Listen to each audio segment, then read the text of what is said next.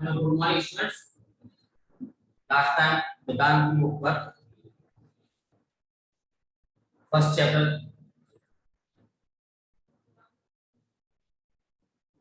चल रहा था आपका।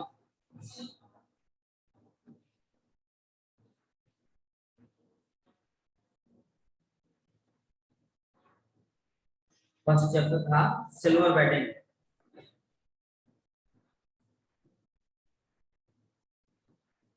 सिल्वर बैटिंग पर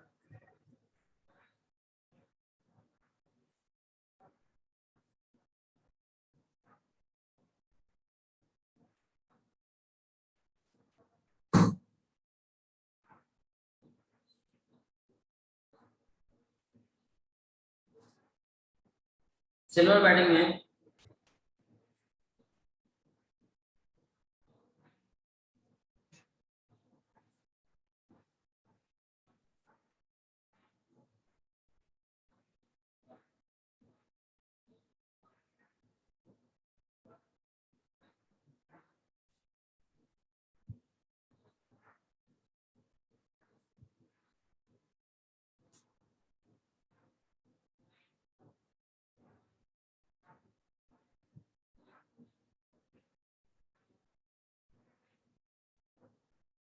आगे बढ़ते हैं। स्वयं कृष्णा हर सुबह शहर से लौटते हुए अपने इस मानस पुत्र के क्वार्टर में झांकना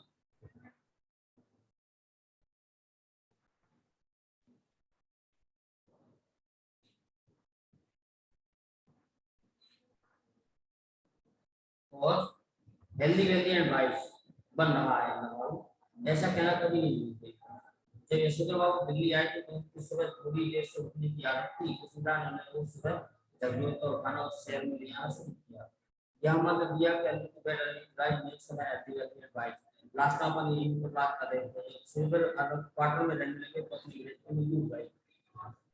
तब भी किसी ने देखते रहना जल्दी समझा कि अब यानी बच्चा सवेरे जल्दी उठता है या नहीं। सुबह बाबू को ये अच्छा लगता था कि कोई न भाव देता है।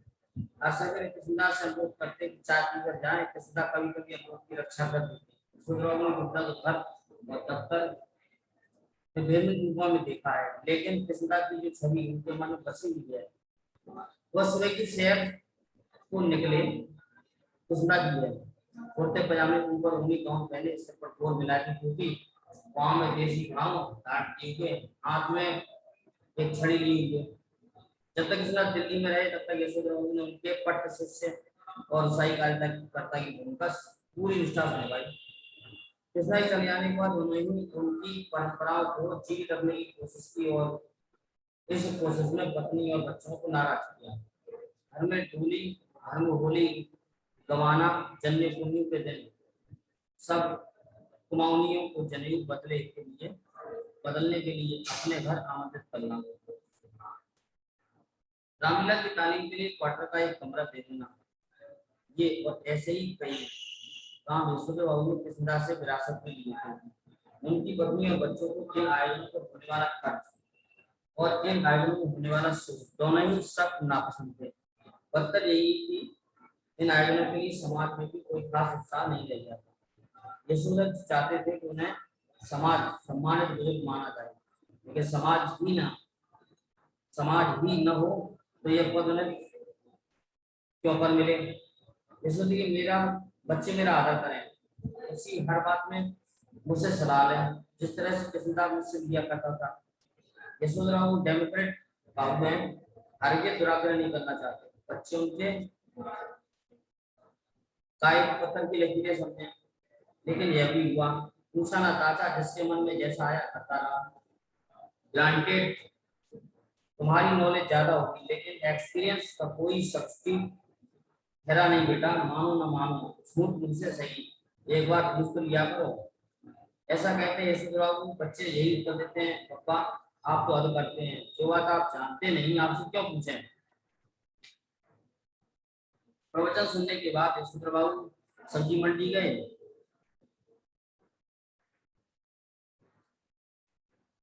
यशोधरा बाबू को अच्छा लगता था अगर उनके बड़े बेटे होने पर उनकी तारीफ से प्रस्ताव करते कि दूध लाना, राशन लाना, CGHS डिस्पेंसिंग से दवा लाना, सदर बाजार जाकर ताला लाना, पहाड़गंज से सब्जी लाना, डिपो से कोयला लाना, ये सब काम आप छोड़ दें, अब हम कर दिया करेंगे। एक आध बार बेटों से खुद ही उन्होंने कहा, तब वे एक दूसरे से कहने लगे तू किया कर, तू क्यों नहीं करता।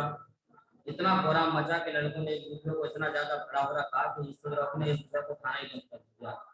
जब से बेटा विज्ञापन कंपनी बड़ी नौकरी पर गया है, तब से बच्चों का इस प्रसंग में एक ही वक्तव्य है, तस्वा हमारी समझ में नहीं आता इन कामों के लिए आप एक नौकर को नहीं रखनी थी। बीजा को भी आराम आएगा, कमाऊ बेटा नमक छिड़कते हुए कहता है कि नौकर की तनख्वाह मैं दे दूंगा। यशोदा बाबू समाऊ प्रॉपर मालूम होता है कि उनका बेटा अपना वेतन उनके हाथ में नहीं रखते। जैसे ये कि वेतन स्वयं बेटे के हाथ में नहीं आता, अकाउंटेंट ट्रांसफर द्वारा बैंक में आता, लेकिन क्या बेटा बाप के साथ ज्वाइंट अकाउंट नहीं खोल सकता था? झूठे मुंह से ही सही एक बार ऐसा कहता कि किस पर बेटे को अपने वेतन को अपना समझते हुए बार बार कहना कि यह काम मैं अपने पैसे से करने को कह रहा हूँ, आपसे नहीं, आपके पैसे से नहीं, जो आप नुक्ताचीनी करें। इस क्रम में बेटे ने पिता का यह क्वार्टर तक बना लिया, अपना वेतन अपने ढंग से वह इस घर पर खर्च कर रहा है। कभी कारपेट बिछवा रहा है, कभी पर्दे लगवा रहा है, कभी सोफा आ रहा है, कभी डंलप वाला डबल बेड और श्रृंगार मेज, कभी टीवी, कभी फ्रिज। क्या हुआ है? ऐसा भी नहीं कहता लीजिए पिताजी मैं आपके लिए टीवी ले आया, कहता यही है मेरी टीवी, ये समझे, इसे कोई छुआ ना करे। क्वार्टर ही उसका हो गया, यह अच्छी रही। अब उनका एक नौकर भी घर में, नौकर भी रखो घर में, उनको नौकर होगा तो उनके लिए ही होगा, हमारे लिए तो क्या होगा, ऐसा समझाते हैं घर वाले को। काम से अपने हाथ से ठीक ही होते हैं, नौकर को सौंपा कारोबार चौपट हुआ। कहते हैं सुबाबू पत्नी सुनती है मगर नहीं सुनती, बस सुनकर अब छिड़ती भी नहीं। सब्जी का झोला लेकर सुबाबू खुदी हुई सड़कों और टूटे हुए पाटों के मल से पटे हुए दानों को पार करते स्क्वायर के कोने में पहुंचे, जिसमें 3 क्वार्टर 20 साल खड़े हुए थे।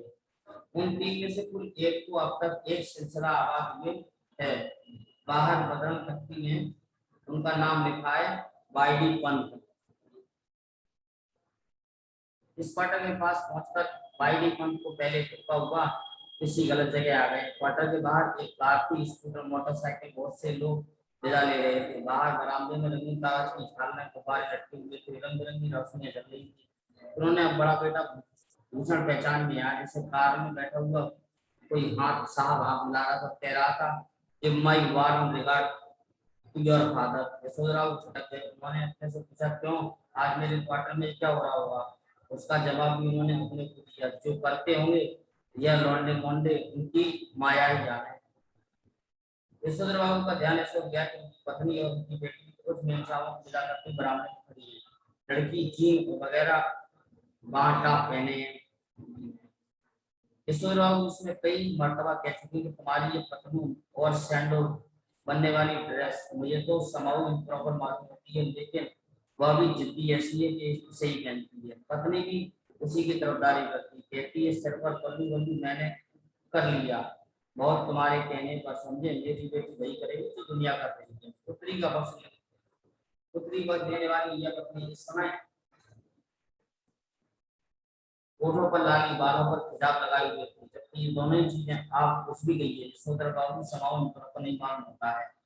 आप ये किस्म के अजनबी लोगों की भीड़ देखकर यशोधर बाबू अंधेरे नहीं दुरुक रहे हैं। उनके बच्चों को इसकी शिकायत है कि बब्बा एलसीडी टाइपों से ही मिक्स करते हैं। जब कार वाले लोग चले गए तो यशोधर बाबू ने अपने क्वार्टर में कदम रखने का साहस जुटाया। भीतर भी पार्टी चल रही थी, उनके पुत्र पुत्रियों मित्र उनके कुछ रिश्तेदार जमे हुए थे। उनके बड़े बेटे ने झटकी सी सुनाई, पापा आप ही याद करते हैं, सिल्वर वेडिंग के दिन 8:30 बजे घर पहुंचे, अभी तक मेरे बॉस आपकी राह देख रहे थे। हम लोग यहाँ सिल्वर वेडिंग कब से होने वाली है? तो लोगों ने शर्मिली हंस दी। जब से तुम्हारा बेटा 1500 माहवार कमाने लगा तब से। ये टुकड़ी थी चंदर तिवारी की, जो इस साल SAS पास हुआ है। दूर के रिश्ते से ईश्वर बाबू का भांजा लगता है। ईश्वर बाबू को अपने बेटों से तमाम तरह की शिकायत है, लेकिन कुल मिलाकर उन्हें अच्छा लगता है कि लोग उनसे ये सब का बात समझते हैं। भले ही उन्हें भूषण का गैर सरकारी नौकरी करना समझ में नहीं आता, तथा आप ये बखूबी समझते हैं कि इतनी छोटी उम्र में 1500 Mahawar plus convince allowance and तुम्हारा अदर पर्क्स पर जाना कोई मामूली बात नहीं है। इसी तरह भले ही सुपर बाबू ने बेटों की खरीदी हुई हर नई चीज संदर्भ में यही टिप्पणी की हो कि ये क्या हुई, संभाव मेरी तो समझ में नहीं आता, नहीं इसकी क्या जरूरत है, तथा उन्होंने कहीं इस बात से थोड़ी खुशी भी होती है, चीज क्या जाने सकते नए दौर के निश्चय ही गलत मार्कों के अनुसार बड़ा भी मान लिया जा रहा है। मिसाल के लिए बेटों ने गैस का चूल्हा जलाया, तब यशोधराऊ ने उसका विरोध किया, और आज भी वही कहते हैं कि उस पर बनी रोटी ये तो समाऊ रोटी जैसी लगती है। तब जानते हैं कि गैस न होने पर वैश्यनगर में चपरासी श्रेणी के मान लिए जाते हैं। इस तरह वृद्ध के संदर्भ में आज भी यशोधराऊ यही कहते हैं, मेरी समझ में आज तक यह नहीं आया इसका फायदा क्या है।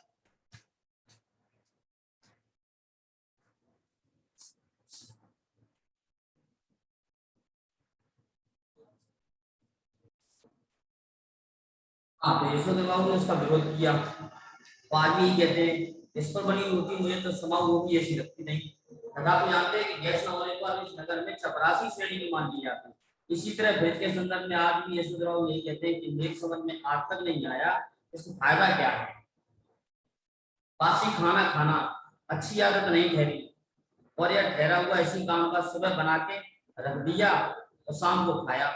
इसमें रखा हुआ पानी भी मेरे मन में तो आता नहीं, गला पकड़ लेता है। कहते हैं मगर इस बात से संतुष्ट होते हैं खराए साधारण हैसियत वाले मेहमान इसका पानी पीकर अपने आप को धन्य अनुभव करते हैं।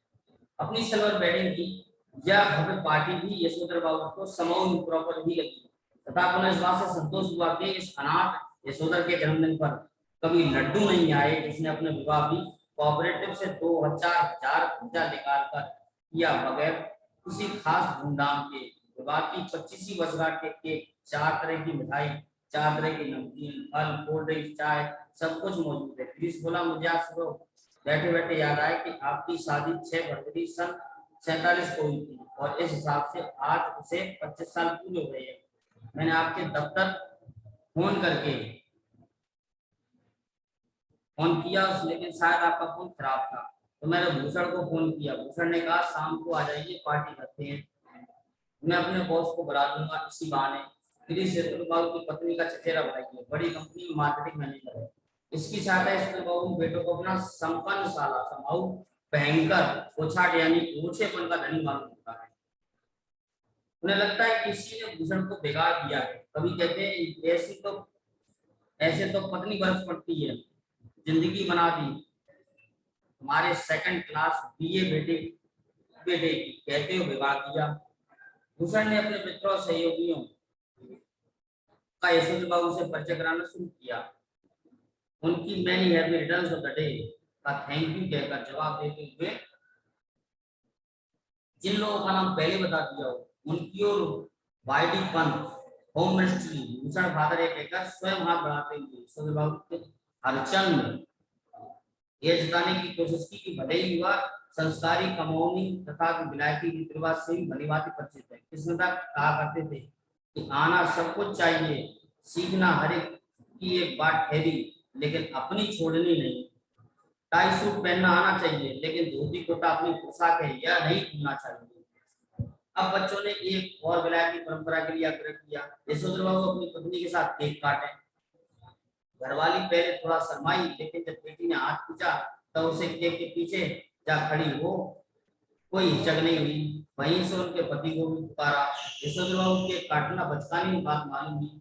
बेटी ने उन्हें लगभग खींच कर ले गई। यशोधर बाबू ने कहा somehow I don't like all this, लेकिन एनीवे उन्होंने केक काट ही दिया।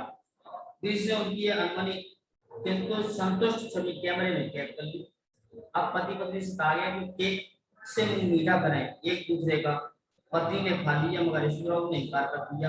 उनका कहना था कि मैं केक खाता ही नहीं, इसमें अंडा पड़ा होता है। उन्हें याद दिलाया गया कि अभी कुछ वर्षों पहले आप मांसाहारी थे।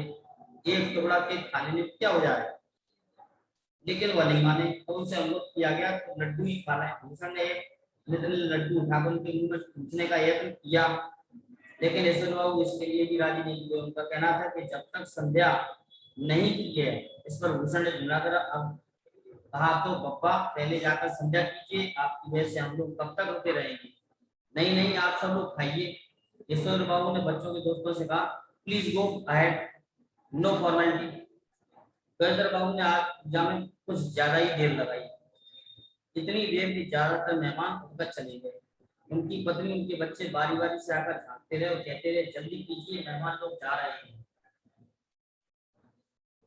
शाम की 15 मिनट की पूजा लगभग 25 मिनट तक खींच लेने के बाद जब बैठक में मेहमानों की आवाज आती सुनाई दी, तब जयपुर परमासन साहब का ध्यान लगाने बैठे। बचाते थे कि प्रकाश का नीला भी दिखाई दे, मगर उन्हें कृष्णा दिखाई दे रहा था। दूसरा कृष्णा पूछ रहे थे कि जो हुआ होगा से आप कैसे मर गए। जैसे कह रहे थे, भाव सभी जन इसी जो हुआ होगा से मरते, गृहस्थों ब्रह्मचारियों अमीर हो गरीब हो, मरते जो हुआ होगा बस से ही है। हाँ, शुरू में आते और आखिर में सब अकेले ही होते हैं। अपना कोई नहीं ठहरा दुनिया में, बस अपना नियम अपना हुआ। यशोधर बाबू पाया पोते की पूरी ड्रेसिंग गाउन मैंने सिर पर दो ब्लैक टोपी, गांव में देसी खाओ, हाथ में डंडा लिए कृष्णतापुर से अकेले पर बहस करनी चाहिए। उसका विरोध करने के लिए नहीं, बल्कि बात कुछ और अच्छी तरह समझने की। हर रविवार के शाम को 3-4 लोग के घर आए हैं, उनके लिए गर्मा गर्म चाय खवाई जाती थी। उनका कहना था कि फूक मार कर न पीना पड़े। वह चाय कैसी, चाय सपोर्टे के किसका प्रोटेक्ट करते थे, इसके बाद बीच में सम्मान खाते थे। यशोधर बाबू को लगता है कि किसना आज भी मेरा मार्गदर्शन कर सकेंगे और बता सके कि मेरी बच्ची जो कुछ भी कर रहा है उसको समझ मेरा क्या होना चाहिए। लेकिन किसका तो भाई अकेले का खदारा आपने हमसे हमारा मालूम कैसी की कहा के बच्चे सब माया के। और यह भूषण आज इतना उछल रहा है और भी किसी दिन उतना ही अकेला और शायद वो करेगा जितना कि तू आज कर रहा है। ईश्वर बाबू बात आगे बढ़ाते हैं कि भगवान में भक्ति का पहुंची, क्या पूजा में ही बैठे रहेंगे आज। ईश्वर बाबू आसन छोड़ो ने दबेश्वर में कहा, आप मेहमान गए कुछ गए कुछ है। उन्होंने जानना चाहा कौन कौन है। आसन सोने का सभी रिश्तेदार हैं। उसी लाल गमछे में बैठक चले गए, उनका संध्या करने लगे। यह गमछा पहनने की आदत पूरे कृष्णा से विरासत में मिली और उनके बच्चे इसके सख्त खिलाफ हैं। Everybody want party over. Yashodhar बाबू ने मुस्कुराकर अपनी बेटी से पूछा, अब गोया गमछा पहले रखा जा सकता है। उनकी बेटी झुमलाई को चले गए, इसका मतलब यह थोड़ी है कि आप गमछा पहनकर बैठ कर आ जाए। पापा यू आर द लिमिट। बेटी इसमें सच्चाई की वही करें ना, तुम्हारी तरह चीन पहनकर हमें तो सच आती नहीं।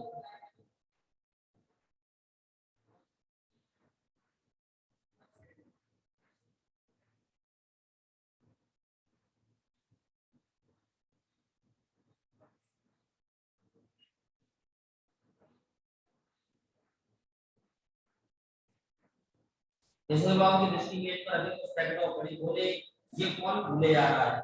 मुसड़ बोला, आपके लिए प्रेजेंट खोलिए ना। यशोधर में क्या हो रहा है, प्रेजेंट प्रेजेंट तुम बोलो, तुम इस्तेमाल करो, ऐसा सर्वी ऐसी है। मुसड़ सबसे बड़ा पैकेट उठाकर खोलते हुए बोला, ऐसे तो ले लीजिए, यह मैं आपके लिए लाया हूँ। पूरी ड्रेसिंग गाउन है, आप सभी ले ले जाते हैं, पप्पा फटा पुलोवर पहन के चले जाते हैं, जो बहुत ही बुरा लगता है। आप उसे पहन के जाया कीजिए। बेटी पिता का पजामा कुर्ता उठा नहीं, उसे पहनकर गांव में थोड़ा सा नाच करने के बाद यशोदा जी ने आकर की रक्षा की। गांव का सहज करते हुए बाद अच्छा पे ठहरा ड्रेसिंग गाउन। उन्होंने कहा कि आपको कोई जरा सी नहीं, ये इतना मुश्किल है। इस घड़ी उन्हें जब आप चुप गई, उनका बेटा कह रहा है कि आप सभी ने ड्रेसिंग गाउन पहन ले आए हैं, वह यह नहीं कह रहा कि दूध मैं ला दिया करूंगा। कि गाउन पहनकर अंगों में बहुत पसंद आया कि जिनकी मौत जो हुआ होगा सुखी। चैप्टर हमने पढ़ा, इस चैप्टर में यशोधर बाबू और कृष्णा तो प्रमुख पात्र रहे। बाकी यशोधर बाबू जो थे उनकी पारिवारिक स्थिति का इस चैप्टर में वर्णन किया गया है।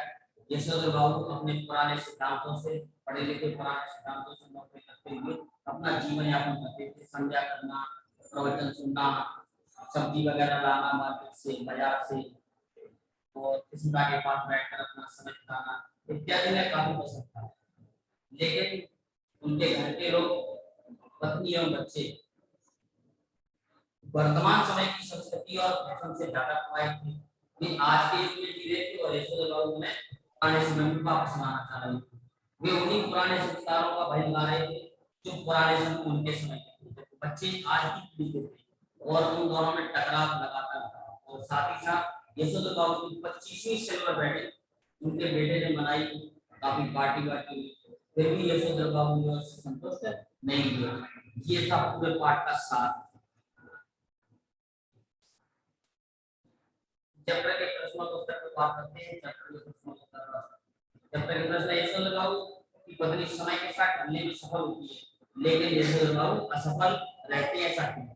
इस चैप्टर से हमें यही पता चलता है कि यशोधर बाबू अपने पुराने रीति-रिवाज, पुरानी परंपरा, पुराने सिद्धांतों पर चले जा रहे थे।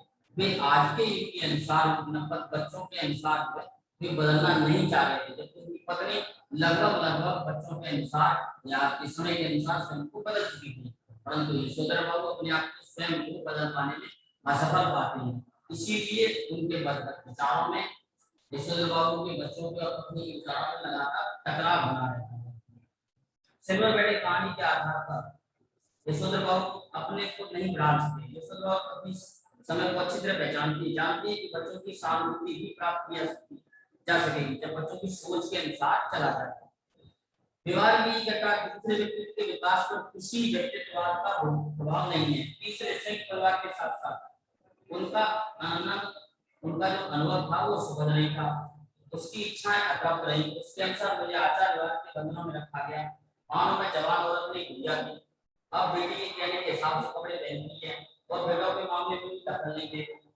दूसरे यशोधर बाबू स्वयं को बदल नहीं पाते। वे सदैव किसी न किसी उलझन के शिकार हैं। ये सिद्धांतवादी है, जिस कारण वे परिवार के सदस्यों में तालमेल नहीं बिठा पाते। पर उन पर किसी का प्रभाव है जो परंपरा ढूंढते हुए अंत में हटे या मरे।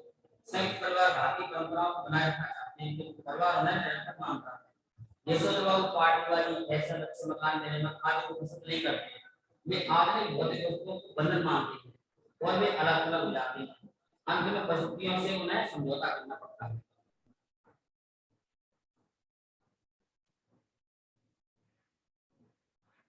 जो हुआ होगा कि जो अर्थ छवियां पाठ में जो हुआ होगा, पहली बार तब आता है जब यशोधर बाबू किसी जाति भाई से उनकी मौत का कारण उससे उत्तर मिलता है जो हुआ होगा, अर्थात पता नहीं क्या हुआ। इसका अर्थ है किसी की मृत्यु का कारण जानने की इच्छा भी किसी में नहीं, इससे उनकी ही दशा का पता चलता है। दूसरा, ही उपयोग करते हैं, वे अपनों से मिली अपेक्षा के लिए करते हैं। कहते हैं भाव, उन भाव सभी जन इसी जो हुआ होगा से मरते हैं। गृहस्थ हो, ब्रह्मचारी हो, अमीर हो, गरीब हो, मरते जो हुआ होगा से ही है। हाँ, शुरू में और आखिर में सब अकेले होते हैं। अपना कोई नहीं खड़ा दुनिया में, बस अपना नियम बना हुआ।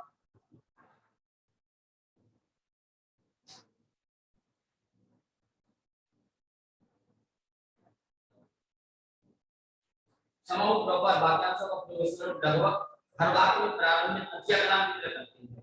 वाक्यांश का उनके व्यक्तित्व कहानी के तत्व से क्या संबंध बनाता है? सम हाउ इन प्रॉपर इसका है कुछ न कुछ गलत जरूर है। यशोधर बाबू द्वारा इस गद्यांश वाक्यांश का प्रयोग करना वास्तव में आज की स्थिति का सच्चा वर्णन करता है। सम हाउ इन प्रॉपर, आज परिवार समाज राष्ट्र में कहीं न कहीं कुछ न कुछ गलत जरूर हो रहा है। फिर यशोधर बाबू जैसे सिद्धांतवादी लोगों के लिए ऐसी स्थिति स्वीकार करना सहज नहीं है। उनका तकिया कलाम निम्न संदर्भों में प्रयुक्त हुआ है। साधारण पुत्र को असाधारण वेतन मिलना, दफ्तर में सिल्वर बैटिंग, स्कूटर की सवारी पर, अपने परायपन का व्यवहार मिलने पर, डीडीए फ्लैट का पैसा न भरने पर, छोटे साले के कोचेपन पर, शादी के संबंध में बीवी द्वारा स्वयं निर्णय लेने पर, खुशहाली के रिश्तेदारों की इच्छा करने पर, केक काटने का विदेशी परंपरा पर आदि। इन संदर्भों से स्पष्ट होता है कि यशोधर बाबू समय के हिसाब से अप्रासंगिक हो गए हैं। इसी कारण वे अपेक्षित रह गए हैं।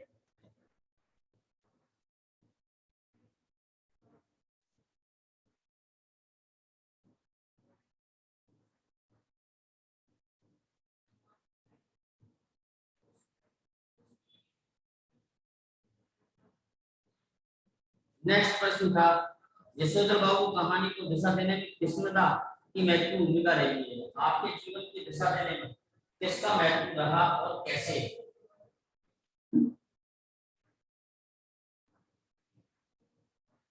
यशोधर बाबू कहानी को दिशा देने में किस्मता की महत्वपूर्ण भूमिका रही है। मेरे जीवन पर मेरे बड़े भाई साहब का प्रभाव है।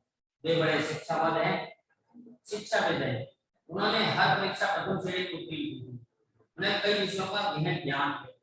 परिवार वाले उन्हें डॉक्टर बनाना चाहते थे, परंतु उन्होंने साफ मना कर दिया और शिक्षक बनना स्वीकार किया। आज वे विश्वविद्यालय हिंदी के प्रोफेसर हैं। उनके विचार और कार्यशैली ने मुझे प्रभावित किया। मैंने निर्णय किया कि मुझे भी उनकी तरह मेहनत करके आगे बढ़ना है। मैंने पढ़ाई में मेहनत की और अच्छे अंक प्राप्त किए। मैंने स्कूल की सांस्कृतिक गतिविधियों में भाग लेना शुरू किया। कई प्रतियोगिताओं में मुझे इनाम भी मिले। मेरे अध्यापक पसंद हैं। मैं बड़े भाई की श्रद्धा और सादगी से बहुत अधिक प्रभावित हूँ।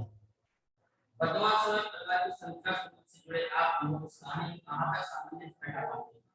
कहानी आज के समय परिवार की संरचना उसके स्वरूप का सही अंकन करती है। आज की स्थितियों में कहानी का मूल्य जो है संवेदना को प्रस्तुत करती है। आज के परिवार में सिद्धांत व्यवहार का अंतर दिखाई देता है। आज के परिवारों में भी यशोधर बाबू जैसे लोग मिल जाते हैं जो चाहकर भी स्वयं को बदल नहीं सकते। दूसरों को बदलता देखकर वे क्रोधित हो जाते हैं। उनका क्रोध स्वाभाविक है क्योंकि समय और समाज का बदलना जरूरी है। समय परिवर्तनशील है और व्यक्ति को उसके अनुसार ढल जाना चाहिए। कहानी वर्तमान समय की कार्यवाही संरचना और स्वरूप को अच्छे ढंग से प्रस्तुत करती है।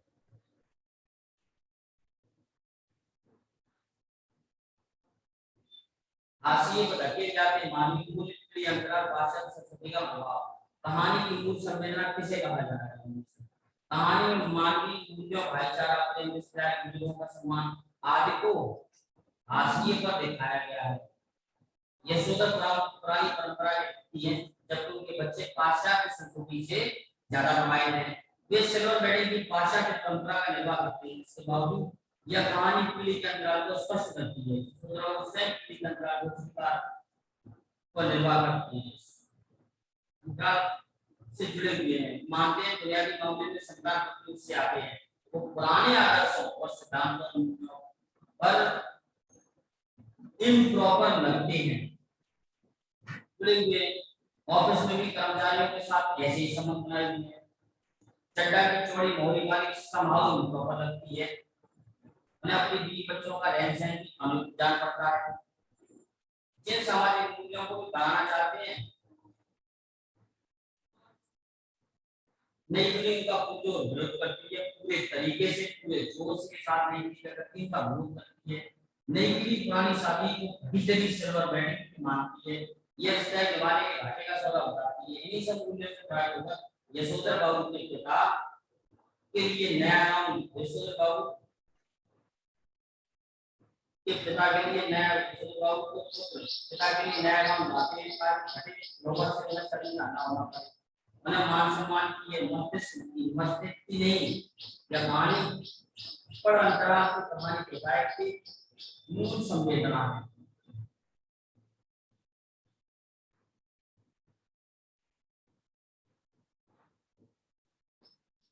अपने घर विद्यालय के आसपास पूरे प्रभाव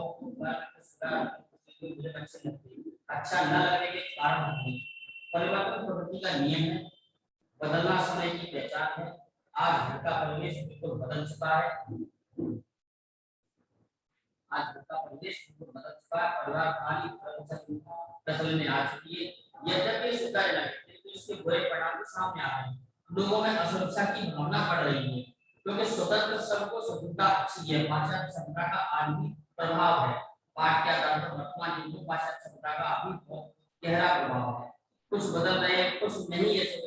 नहीं बदल पा रहे, वे अपने पुराने सिद्धांतों के अनुसार ही चले आ रहे हैं। जिसके कारण से परिवार में उनके विचारों का लगातार विरोध भी होता है और उसी के कारण से असुरक्षा की भावना लोगों बढ़ रही है।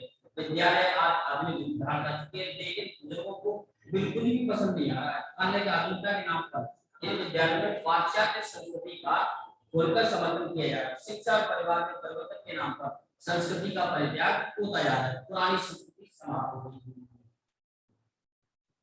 यशोधर बाबू आपको के बारे में आपकी क्या धारणा होती है? यशोधर बाबू विचार पूरी तरह से पुराने हैं। वे सहानुभूति के पात्र नहीं है। यशोधर बाबू में एक प्रकार का द्वंद है, इसके कारण नया हमें कभी कभी खींचता है और पुराना हमें छोड़ता नहीं है, इसलिए सामने से देखने की कुछ जरूरत है। यशोधर बाबू एक आदर्श व्यक्तित्व के व्यक्ति है, तो नई पीढ़ी द्वारा उनके विचारों को अपनाना भी उचित है। नई पीढ़ी द्वारा उनके विचारों को अपनाना चाहिए। यशोधर बाबू क्योंकि उनके आदर्श व्यक्तित्व एक आदर्शवादी व्यक्तित्व है, अच्छे सिद्धांतवादी व्यक्ति है, उनके भी विचारों को नई पीढ़ी को स्वीकार करना चाहिए।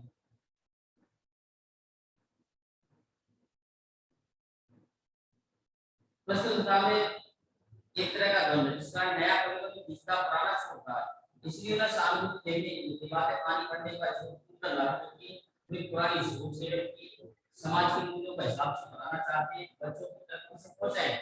उन्हें किसी की मौत का बात समझ में आता है तो स्वयं को छोड़ने का, स्वयं को विकसित मानने लगते हैं, चाहते हैं कि नई चीजें उन्हें खुशी होती है, परंतु दुखी होता है कि इस भी गई पुरानी भी गई। ऐसे व्यक्तियों के साथ सहानुभूति व्यवहार जरूरी है।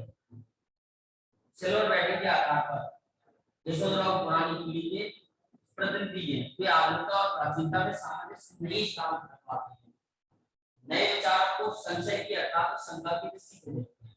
इस तरह में ऑफिस और घर दोनों से ध्यान करते हैं, मंदिर जाते हैं, रिश्तेदारी निभाना चाहते हैं, परंतु उनका साथ में अपने लिए नया खाने चाहते हैं, अच्छे मकान में जाने को तैयार नहीं होते, बच्चों की तरफ से प्रसन्न है लेकिन उनके कुछ निर्णयों से सहमत नहीं होते हैं, वे सिल्वर बैटिंग के आयोजन से बचना चाहते हैं। इस प्रकार ये विचारों में यशोधर बाबू का परिवार और उनके विचारों में टकराव इस पाठ में दिखाई देता है और सिल्वर बैटिंग यशोधर बाबू की मनाई गई और आपका पाठ समाप्त होता है। बाकी नेक्स्ट टाइम अगली क्लास होगी। Thank you.